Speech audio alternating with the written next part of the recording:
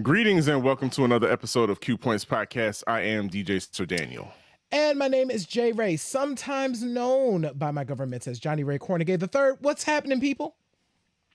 Jerry, we got a superstar in the building. We legit have a legend, a superstar in the building, and that's super dope for us. And I'm excited to speak with him because we've had opportunities. We both got to see him gig, and we've had opportunities to share space with him, but the two of us haven't had an opportunity to like really chop it up and to just, talk shop and to go over some things that are happening within, the zeitgeist right now. So yes. I'm excited to hear from him. But J. Ray, we gotta set it off with something that's been burning in my soul recently. What's been burning in your soul, Sir Daniel? I really do believe, I'm starting to believe that people, the party people of a certain age, if they can tell that you're older than them, as far as the DJ is concerned, they're really not rocking with you. Oh, that is interesting. Yeah, if they can tell that you're much older than them, they're really not trying to stick around and hear what you have to play. That's interesting to me because I've actually always revered the older DJ. Growing up, like that was, and maybe because it was as a kid, right? I was always just kind of hanging around the DJ booth, like watching what the DJ would play, and the DJ wouldn't like kick me out when he was like at like family functions and stuff. So I never had that thing. So when I see like a DJ that's older than me, I'm curious to know what the journey is going to be, because I know it's going to be different than somebody who's like a peer or near my peer group. Like I expect the journey to be different. So that's interesting, Sir Daniel. Yeah, I mean, not for nothing, I see a lot of DJs. Well, first of all, if I'm getting older, that means they're getting younger. Right. And there are certain things that I cannot do. Like I'm not going to do a set with my shirt off. That's just not happening. Y'all don't want to see Sir that Daniel, anyway. Sir Daniel, you're not going to like get a kid's a shirtless set? No, nope. There's just certain things that you all don't want to see that, trust me. But then, I can't do a shirtless set. I'm not, there are just certain things that I think that if you're past beyond a certain age, you cannot do or probably would not do. So therefore the party people are just like, that's really not my vibe. This is way sexier over here. I'm gonna go check that out. So that's just been a thought that's been brewing within me. And it's so funny. Our guest, when we met him, when I met him, I know it's been like a decade now since the first time that I became acquainted with him. He's an elder millennial now. Yeah, isn't that crazy? We're going to talk about this. We're going to talk about what it's like to be the old guy, to be the old head now in the booth and see how he feels about that. You know what I mean? Leading the people to the promised land, with the music. But we're going to introduce our guest now. So who is this amazing person that we are talking about? Joining us tonight, y'all, we are so excited. Jeremy Avalon is with us. Jeremy has reached a global audience as a DJ and music producer, performing all over the US. He has taken his talents overseas as well to locations such as the UK, Croatia, and Mexico. His Playa del Carmen set from last year, banging. Y'all need to go check it out. Jeremy has appeared on the Rock the Bells cruise and acclaimed festivals and traveling events such as Art Beats and Lyrics. Shout out to Art Beats and Lyrics. The Art of Cool and the One Music Fest. He is open for a diverse array of artists like the late DMX, K Tronada, Rich Medina, Masego, Fishbone, Victor Duplaix, Sango, DJ Jazzy Jeff, Brian Michael Cox, and others. Shout out to all the Philly love in there. Jeremy's first love has always been the guitar and music production. He is a multi-instrumentalist with production credits with a diverse list of artists like jazz singer Shantae Can, hip-hop legends the Nat Pete Roots, and collaborations with electronic producer Treasure Fingers. Already a world traveler by the age of 11, Jeremy incorporates many international influences into his DJing and music production. Up-tempo soul and R&B and futuristic funk permeate his sound, as well as Caribbean and Latin rhythms, indie dance, and deep house. These are the tip of the iceberg as it concerns Jeremy Avalon's musical palette. Q Points, we are honored to have our brother, Jeremy Avalon, here He's in the on Q building. Points. Welcome, Jeremy. Man. Hello. It's great to be. It's weird being on this side because I'm always listening on the other side. So this is cool. Yeah. We had Man. to do it. It's about time. It's about Cool. time that we had you on the show for sure. Absolutely. Yeah. Welcome. There's a lot to get into tonight that we definitely want to hit with you. But first and foremost, how are you doing before we jump into some questions? I'm cool, man. I've had a good little weekend. I got to play with my man Sir Daniel over here. That was fun. That was my first time at that space, at that particular venue. So that was cool. So it was good to see. And I saw a lot of people that I haven't seen in years either. So I saw a kid I went to high school with, and that was crazy. That's dope. Yeah. Yeah, Crates and Cracks will do that. Yeah, so I had a great time. That was a good finish to my busy weekend. Good deal. Well, listen, man, like one of the things that we have heard, so being blessed with cool parents, right? You have an extremely interesting and diverse history as it relates to just your artistic palette, all of that. What made your parents cool? I would say the gift of travel, first of all. Having cable television in the 80s and 90s, if you were black, is a superpower.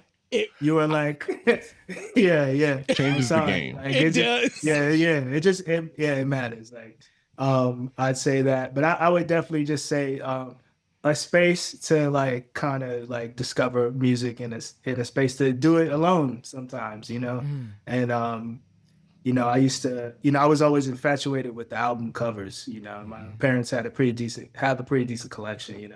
So just being in awe of them and taking them all out, and we had one of those console stereos that looked like a coffin with the record with drop down. yeah, Yes. had an 8-track in it. Yep. Yeah. So I grew up taking all those out and just spreading them around, and my mom's who is Melba Moore and Barbra Streisand and all this, and then my dad having Sly and Jimi and like those type of artists, So I was just obsessed with these, like, what are these big trading cards? Or, they were just so that's kind of sparked it off. There enough can't be said about parents exposing their children to culture at an early age. Like that resonates with me big time, Jeremy, because I was traveling at an early age. Matter of fact, we were just talking about that, Jerry. Yep. We were interviewed on another show, and we were talking about the fact that I started traveling at the age of 2, because I'm an immigrant. So came over here at the age of 2, and mom exposed me to music at a very early age with the same console, learning how to put the record on myself. Yep. And at the big age of 5, she was like, okay, these are your records, you could put them on yourself. Those kinds of things, they have an effect on you. And talk to us about the musicianship part of your repertoire, because you're an accomplished musician. You play guitar, I'm sure you play other instruments, but talk to us about that. And being an accomplished musician, I want you to think about this, and you can answer it now, maybe later, but what's your GOAT jam session? Like, if you you got your axe out and you playing with somebody, who's in that GOAT jam session with you? Oh, okay, so I might be able to tackle that one. Okay. So musicianship, I would say, I was blessed to have a piano in the house growing up. That's dope. Nobody really played for real, everybody, it would just, I don't know, in the 80s, it was just cool if you had a piano in your house, I guess, So having a piano in my house and just being able to, if I wanted to touch music, I could touch it, outside of just these records and stuff like that. It was So I was always interested in guitar. My dad's a big Hendrix fan, so like some of the first music I heard in life is like Machine Gun and That's dope. so that kind of explains why I ended up the way I did, you know. So like that Band of Gypsies album is kind of like that's the first music I like remember hearing kind of in life, you know. So but yeah, it's that I remember when when we first got our the first like CD player. It was just the single like disc. The And so you Sony go joint where it comes out and it's long. that one. So yeah, just having like like just listening to a lot of like more diverse things now because now you have this compact disc and just go the record store experience is a lot different. So just I remember the first night we got it and my parents just getting all kind of different stuff really just to show off the stereo, Right. So but in that mix was Exodus by Bob Marley and the Wailers, and that like kind of that really spoke to me that whole album a lot. I don't know, I guess the like Gen Z kids call it meta or whatever, but like Bob Marley like kind of wore this like exact shirt and in an interview one time. So yeah, it's just I don't know, it's funny. But Bob Marley Exodus album really kind of like just like really spoke to my like soul, I guess, and I knew that I wanted to do that.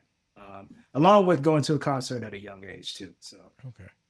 What concert was that? Yeah, what concert did you go to? So my first concert was the Any Heartbreak tour. Whoa, that's a legendary tour. Yes. Dope. So, Jeremy, we have mentioned WERC Crew in your bio. Okay, so I'm just gonna love on WERC Crew for a minute. There are so many pictures of me at WERC Crew events in like the very early years of like WERC Crew. I loved the energy that y'all were able to harness in all of us. I feel like there was this you helped all of us creatives in Atlanta kind of have a space where we could just land and be, but also build with one another. Oh, and dance and sweat our faces off and our bodies away at the same time. So congratulations on y'all continuing to do this. Because it meant a ton to me in Atlanta. WERC Crew events, I have so many fond memories. So to that point, what makes you the most proud about WERC Crew and what y'all have done for the world? Well, so I would say it's not an event, really. It's not a moment in time for real. For me, it's just it's a bunch of people who didn't like really fit in anywhere, kind of come together. The Island of Misfit Toys. Yeah, and like people from all walks of life, people from all type of places. Me and Xavier met at a birthday party for an artist that he was DJing for. At the time, he was a good friend of mine, and we just kind of when we met. This is before WERC Crew when we were doing the party Shade at Space 2 when it first opened. Space 2. Yeah. So this is like even before WERC Crew time. So like we just figured out we had a lot of the same problems, Atlanta, as a Southern hospitality as it can be, is still very tribal a lot of times. We didn't go to school with we didn't go to college with anyone there. Even if we had friends and family and had been there a long time, we didn't go to the same churches as people. We weren't in fraternities. We were not legacy. Yeah. You know what I mean? So it's kind of hard to fit in a lot of times and kind of find a space if you don't know, the big homies, I guess as they would call it, right? So we kind of figured out like we have a lot of the same problems. We're from all these diverse places. And we want to express like this music. It's actually twofold. It's like we want to play a lot of futuristic music stuff that is next. I can say like even back then we were playing Disclosure like before like Latch was out or anything, like those type of artists, like kind of previously. And I think a big part of that was having younger people around us too. Kind of, by that time I was in my late 20s. So very disconnected with college age anyone, so, but I would say the college age people at that time, they really kind of helped us stay kind of cutting edge because we were kind of the middle children, Right. of the scene, there's all these people older than us who've done all these like incredible things, but this is kind of pre-internet and like access to people. So I remember like, and this is funny because we just shout out to Salah. We just did Shout we out did to a Salah Nanze. yeah, we just did a joint together at the Echo Room, Yeah. which is a new spot over here. But like Yes. I remember first seeing him opening for Common, and I'm like, oh, he's famous. There's no way you know what I mean? Yeah. Like that's how we talk. Yeah, that's how we like our generation. We were disconnected from our elders because of that. So we kind of led the younger people, the people younger than us. We kind of held them tight. Like, okay, so we're kind of lost too, but we got y'all. So come on. So there was a younger generation that kind of grew up with us. Yeah. And now, now they have their own successful events. Now they're their own artists. Now they're their own DJs. Now they're working for, whoever. I think of a time when, speaking of that shade party, Abra was the bartender. You know what I'm saying? Wow. like India, Sean, and Mariba were just college kids, like, hanging out at our party, and fathers and the Maconas. Like those people were just, Trinidad James kind of era. Like these were like just the weirdo. No, we weren't though. We weren't right. Weren't though. We were just people that didn't fit a single crowd necessarily. We fit every crowd almost. Listen, and I was like the old dude coming to the WERC Crew parties, like having the best time. Like I promise you, I'm gonna put up some of the pictures from the joints. Y'all brought us all. Like I was able to get introduced to Selection in my 30s. You know what I mean? And I'm like, ended up writing all time and just like being introduced and reacquainted with this new sound of music, which ignited a whole other part of my life. So, man, yeah, y'all did that. So Shout congratulations. out to that for sure, because I think J-Ray, the first time that I was with you, you took me, it was on Auburn Avenue. I'm sure. And yeah, it was on Auburn Avenue, and you guys were doing something. It was a WERC Crew event. That was my first time ever seeing you all, seeing Xavier, seeing Jeremy, and just, realizing, I remember at that moment realizing that I need to find my tribe. So that resonates with me as well. And speaking of which, I see, shout out to everybody in the chat. Yeah. I see my sister Peppermint Gaddy is in the chat.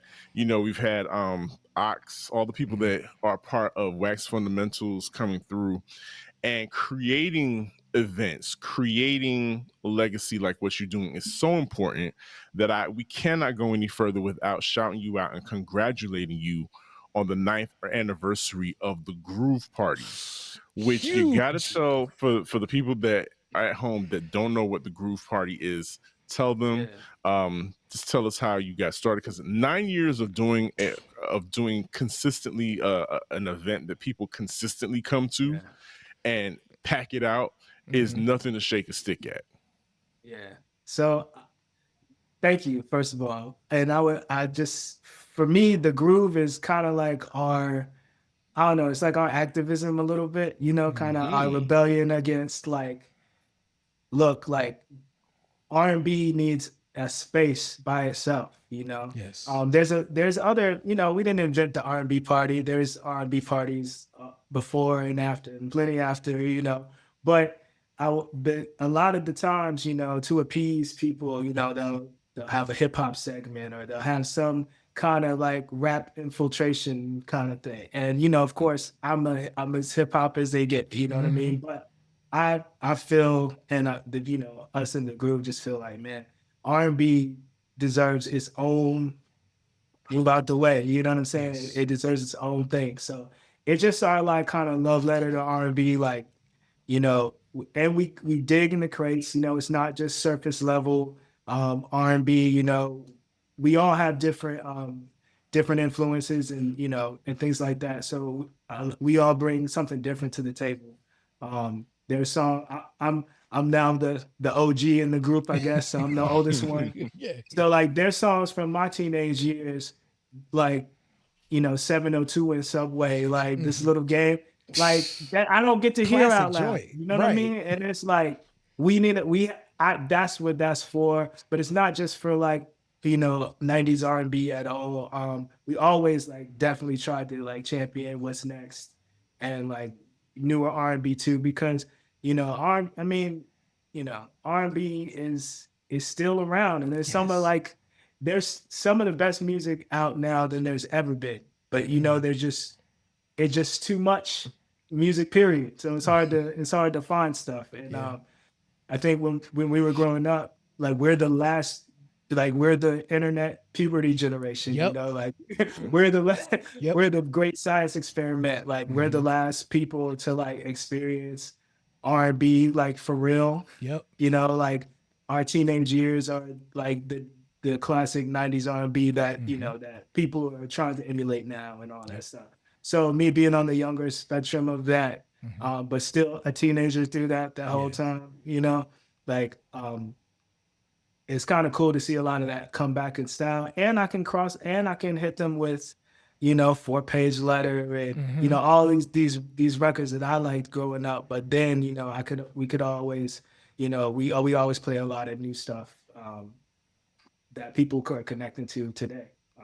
So I know I rambled, but yeah, it's just a No, safe that was space for perfect. R&B No. and Yeah. and a place for you know to hear ballads out loud. You know what I mean? Like We need it. So important. It's so to do the important. running man real hard. You know, you Yes. got to do that sometimes. You know what I mean? Listen, I've been screaming that for the longest time, and I'm so happy that you all are able to experience that and create a space for that to live in.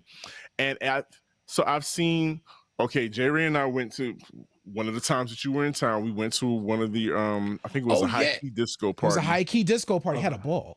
And so what a lot of the younger people get a lot of flack for not dancing at parties, for not going in and going up for the music that the DJ is playing.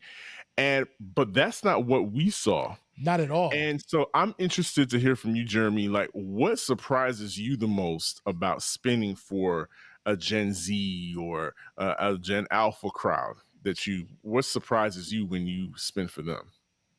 So okay, it's twofold, right? Like they have all the information in the world, but a lot of times they just don't research sometimes, or they're like real surprised by things that I think they should know, but they're not. Then I realize how much time has actually passed, and I'm just like, well, it's just me for real. Like, Yeah. so yeah, so that's been the interesting thing.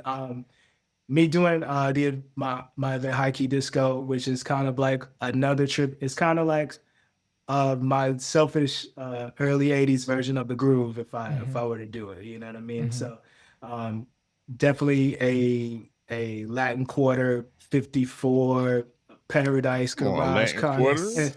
you know like kind of era. I'm Yes. basically you know I come from a big family, you know, and all of my aunts and uncles, you know, had their formative years in New York City. And, you know, I would just, you know, and, you know, thinking of New York City in that time period, you know, it was always kind of a desire to like just I wanted some of that. I wanted to hear Yeah. over like a fat rat out loud. Like, you know, Yes. and Over the experience loudspeaker. it. Right. Yeah, and experience it like how my aunts and uncles did. I have an uncle that like I was, you know, really close to that passed away when I was about 18. And I remember the winter before he passed, I used to go back to New York to go record shopping, like in the winter time. That was buy records in an Avarex just to, you know, Wow. yeah, you Took know, it back it to the was one of those. Averex. Averex with the Oh matching man. Scully. Yeah, which it's just crazy that all that is in style again, you know. Yeah. But so yeah, that's what I would do. Like, and then just, you know, I remember one time I was at his house and I was just showing him all these records that I had gotten, and he, you know, it was just, you know, just these string of records that really stuck to me, that were on these compilations, you know. So, but Hockey Disco also, and this is just in my DJing period, you know, I try to play things that probably haven't been played out loud in a long time. I feel like these Yeah. songs have some kind of soul, you know, and if Yeah. they haven't been played out loud a long time, Yeah. they kind of, I don't know, they die or whatever. But I just love playing like Kashif and Howard Johnson and like these type of records like out loud, and a lot of these kids, they really like them a lot, you know, to the point where like they'll come up to me and be like, "Oh man, you put me on to well, there's one particular Jam and Lewis record by a group called Real to Real, you know, they had a song called Can You Treat Me Like She Does," right? And it was like a one-off, Okay. like, I yeah, have to it was find this. I wonder if I probably know the song. I'm dying to hear it. So now we have to know. Now we have to know. Real quick. So along these lines, Jeremy, this is how this conversation kind of gestated too. Because we were chatting back and forth, and you had played Davina's Best of Both Worlds. I don't know if it was a song or if it was like the album, and somebody's mind, whoever you played it for, was like blown, like mind blown by this. And you were reflecting about like, oh, like these little pieces of magic would happen like all the time. When I remember just that album alone, how wild it was that it happened, and then that was it. Like, it was just like, this is a thing that's going to enter the world, and it's going to not, and it's just going to be here, right? And we never hear from her again in that way, right? Can you reflect on, because you alluded to this, like there's so much music out there. It's hard to land stuff because it's so much coming at you. Whereas when we were younger, there was like a process. Like there was a process in the way that music came to us, right? We kind of knew what was coming and when it was coming at all these levels. Reflect from your perspective on that a little bit as you're kind of navigating the world now. It's kind of an elder millennial, introducing the people to Davina and loud records and all of that. Yeah, man, you know, it's funny. It's like, was I just hoarding this music all this time just to do this now? You know? So that's you get kinda, to be like the sensei for like the young people. right. Or like there's like I was saying, there's things that I think people should know already, and it my mind is kind of blown. But I also realize how much time has passed. Yeah. I'm a youngest child. I always say when people meet me, they think I'm 30, but when they talk to me, I'm 80. You know what I mean? Just because I've been around older people my entire life, you know, and it's always like, even my musical taste, it was just trying to impress some older girl, probably. You know what I mean? Like that's really what it boils down to. So I paid attention to what older girls liked, you know, Yes. and the older girls that I liked, they listened to like the Breeders, but they listened to like Cree Summer. Yeah. And you know Shout what I out mean? to Street Fairy. That record is amazing. Yeah, like, so like I kind of peeped to like, okay, this is what the older girls are like, this is what they listen to. And a lot of my like taste kind of came from that kind of way too. I ain't gonna lie. But like, that's how I discovered like Tricky and like, you know what I mean? Like these type of groups, that this is the type of music I like anyway. But like, that really was kind of what did it. And that kind of shaped my taste and just the desire to like dig more in that like kind of vein. You know, I was in my early college years doing like kind of the neo soul kind of explosion, the you know, the mainstream wave of you know, when Voodoo. I would say like two of my favorite albums came out the year I graduated high school, which is Kid A by Radiohead and Voodoo. Yes. You know what I'm saying? So so that was the kind of music that was out. So that's I was just on a hunt for anything like adjacent a little like to this future soul, this new soul kind of thing. And then going to a lot of the record stores in Atlanta, and just like always like looking for like off the wall things. I used to go to More Dusty Than Digital a lot, which was a spot that used to be in the parking lot, kind of where MJQ and Drunken Unicorn is now. Okay. They Okay. later moved to off Euclid Avenue, but shout out to DJ Rashida. She used to work there. Okay. And of course, you know, I'm a young kid, Yeah. and this beautiful woman behind the counter. Yes. Hey, you should try. I'm buying whatever You're you like, say. whatever you suggest, man, Whatever I am you buying. say. Yeah, $50 fertile ground import. I'll take Sure. it. You know what I mean? So like, The kids will never understand You know, the need you to know. import, y'all. We used to have to import Yeah. things to My get them. God. gas or imports. Right. You know. So, oh man, it's ridiculous. But Yeah, but you yeah. really unlocked the memory just now when you said Kid A. Yeah. Shout out to Shaniqua in the chat. She and I, that was squarely an HMV record store mainstay. We would wear that CD out So good. every time we would, like if you were opening. I said this before. If you happen to be an opener at the store that day, you get to select what's played. What goes on the CD playlist for the day. And Kid A was definitely a part of that. Ursita said something very interesting in the chat as well about this is another example of the power of feminine energy. And this is very true. Along my DJ journey, I remember this one guy just randomly told me, make sure you look at what the women are doing. If it's making them move, you keep doing that. Because as long as the women are moving, then everybody else is going to follow, because the women are going to draw people to the dance floor. And that's just a true fact when it comes to the art of DJing. And it takes me to this next. I'm kind of flipping the subject. We're going to go here a little bit about crowds and about social media and including them in what we do, and how it's become glamorized and also been used as a marketing tool.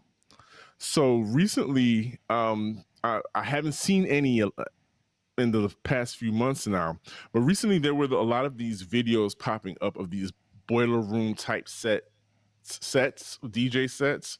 And for the people listening at home or watching, we're talking about the DJ is in front of the camera and there just happens to be, just some random people behind them having a good time and dancing, and whatever they're playing, whatever they're spinning, it's going off and people are just having the best time. But then there's become this controversy surrounding the video. What is your take on that whole about those videos and the idea that a lot of like publishing companies or people who are scouting and grabbing up people's publishing are actually funding those types of videos to have people mash up records that they want to make popular again? Do you think that the days of it being organic are gone, or is it strictly a marketing thing now? Nah, I don't think it's gone. I think as long as there's people, there's gonna be kids like us. You know what I mean? There's gonna be kids who desire more, who can kind of see through it. I kind of feel two ways about it. It's like, I admire the creativity of a lot of these. We've done Boiler Room twice, and when we hosted it in Atlanta, it's I get the aesthetic, I get the idea. The videos are creative. Like, I mean, it's something that I don't want to sound too Yasin Bey, but it's something I'll clean my house to. And that's fine no, too. but yeah, like I appreciate good visuals. I appreciate aesthetics, and that's cool. Just I think what happens a lot of times, a lot of people who do that and are booked off of that quickly realize, depending on the crowd, that it's a different animal, and it's not a disrespect to people who do to if you have a fun DJing, like hitting two pots and pans together, by all means, you know what I mean. But but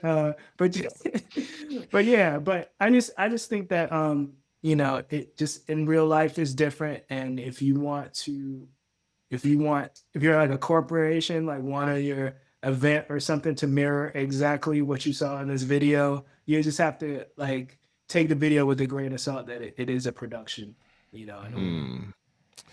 You know what I'm saying? That is, and I mean, honestly, I've always found I love the production on the Boiler Room stuff. Like it's always like, and it's consistent, right? This is not like a new format, you know, in terms of how it's set up. I was surprised to that point, Sir Daniel, of seeing it in like these other ways. Like I was like, oh, okay, that's the thing that people are doing. I think that to that, I agree with you, Jeremy. I think that there will always be folks that are craving kind of a little more, and we could see like, oh, this is like a marketing thing. Okay, I get that. You know what I mean? But yeah, Especially the mashups. Because remember, there was I reached out to you, J. Ray, because there was some DJs finally said what I was thinking. I was like, I'm so happy for you that you realize that this BPM matches this BPM, and you were able to put these songs together. It.